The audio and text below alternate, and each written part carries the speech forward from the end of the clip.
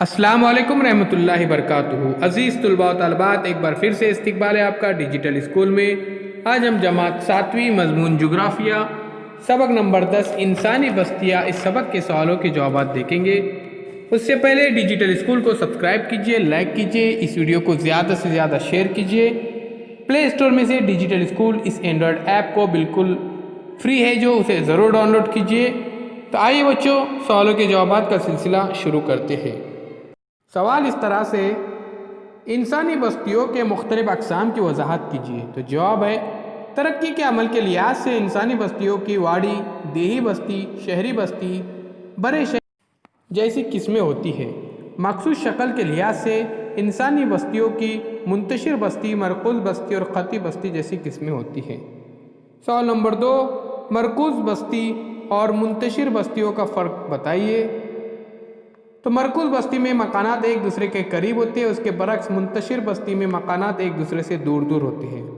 مرکوز بستی میں کافی سہولیات مہیا ہوتی ہے، اس کے برخلاف منتشر بستی میں کافی سہولیات مہیا نہیں ہوتی ہے۔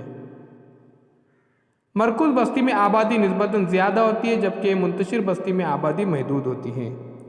سوال نمبر 3 ہے، انسانی بستیوں پر اثر انداز ہونے والے مختلف قدرتی عوامل کی وضاحت کیجیے۔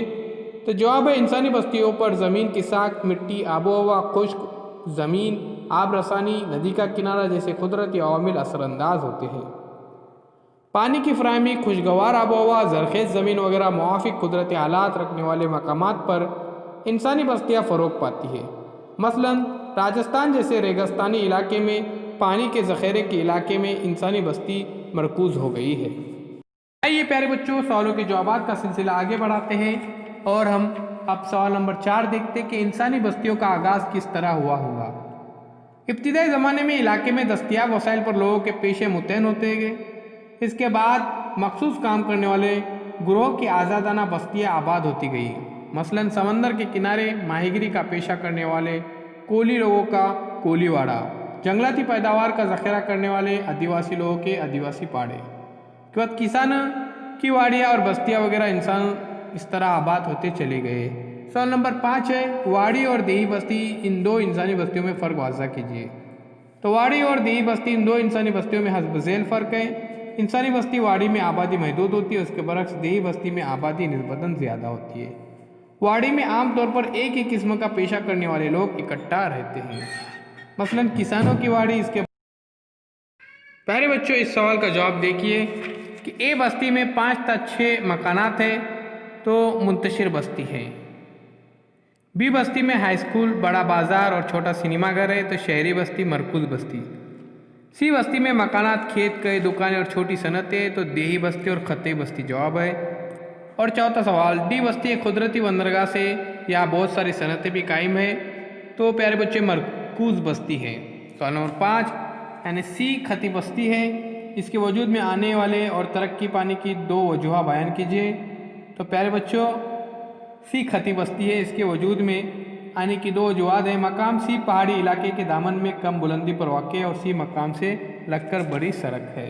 تو اس طرح سے پیارے بچوں یہاں پر ہم نے سوالوں کے جوابات لکھے۔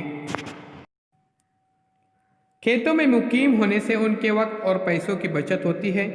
اس بستی میں سماجی زندگی خوشگوار ہوتی ہے۔ تو پہلے اس میں منتشر اور دوسرے اس میں مرکوز۔ نمبر 3 ہے، سڑکوں کے دونوں کناروں پر دکانیں ہوتی ہیں تو خطی۔